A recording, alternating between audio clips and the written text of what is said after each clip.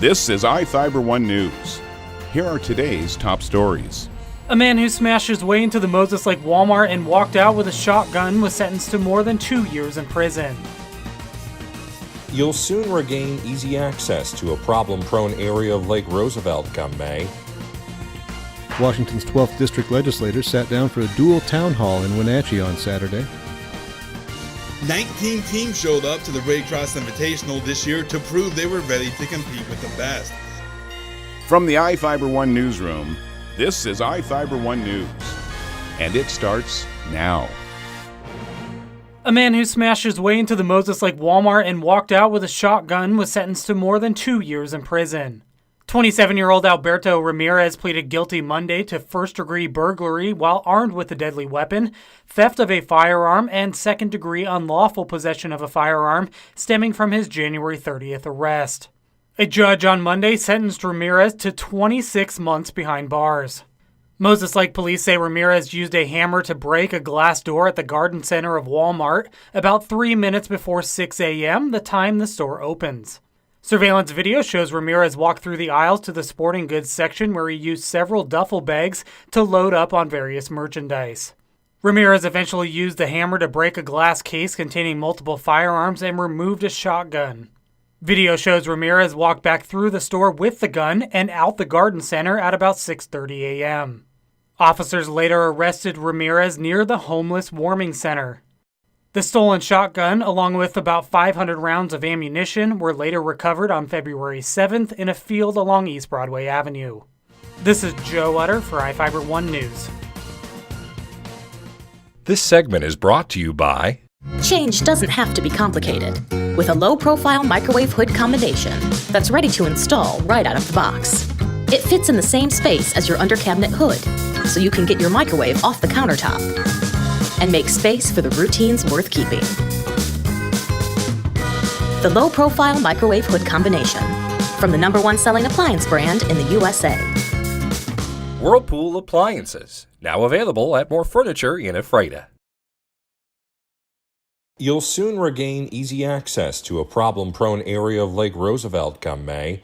Work to restore and fortify a parcel affected by landslides on Porcupine Bay is nearing completion. The portion of earth above and below Porcupine Bay Road experienced a second landslide on October 3rd of 2018 during construction to restore the area affected by a landslide that occurred on April 2nd of 2017. Lincoln County has secured $4.6 million in funding from the Federal Highway Administration, County Road Administration Board, and the National Park Service. The project builds a soldier pile retaining wall with permanent ground anchors. Lincoln County Public Works Director Rick Becker says the infrastructure will support the uphill side and downhill side. The affected section of Porcupine Bay Road is expected to be passable sometime shortly after the start of May. Becker says the cause of the first slide was excessive moisture caused by the raising and lowering of lake levels, but the reason for the second landslide is up for speculation. I'm Sean Goggins for iFIBER 1 News. This segment is brought to you by Your taste buds bored? Well, then bring them to Jay's Teriyaki. Not only does Jay's have a variety of teriyaki dishes, they also offer mouth-watering salads and sides. Call Jay's 509-764-5155. Jay's Teriyaki, located at 123 East Broadway in Moses Lake, because it's all in the sauce. Washington's 12th District legislators sat down for a dual town hall in Wenatchee on Saturday, touching on issues from education funding to job retraining to business taxes.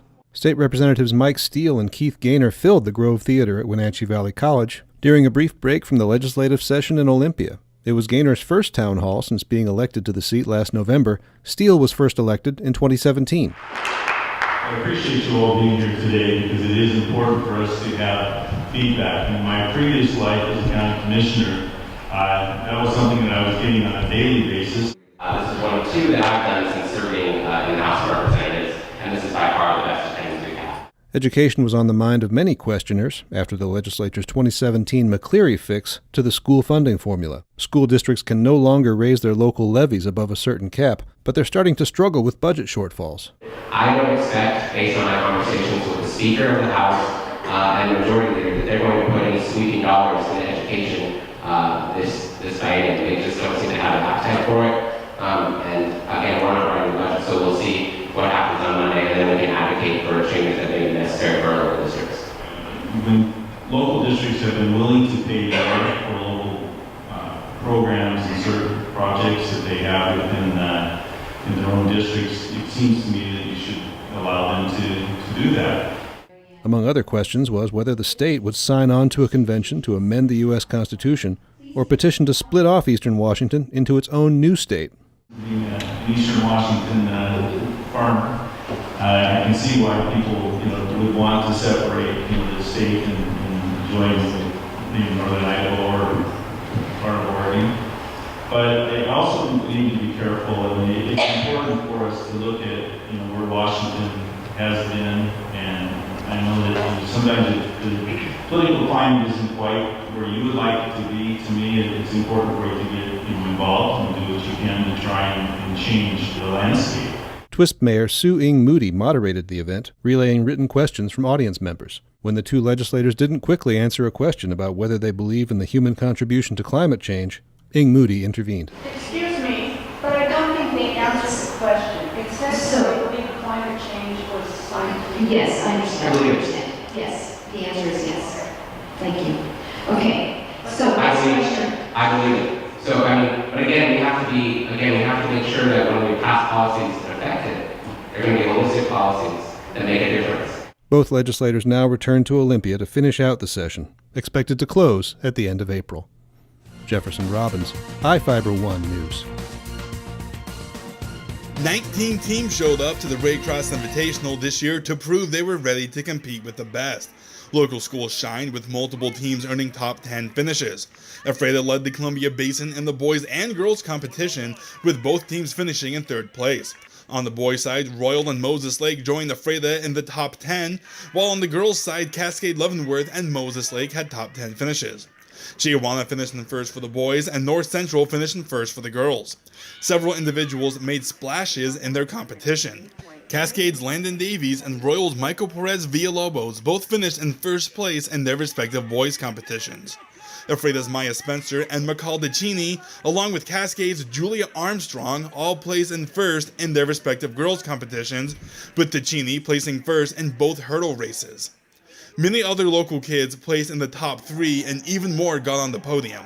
The track season is young, but several local athletes are looking ready to make some noise come May. I'm Adam Chikoski for iFIBER 1 Sports. This is iFIBER 1 News. For more information on these stories and other news, visit us online at iFiber1.com or check us out on Facebook.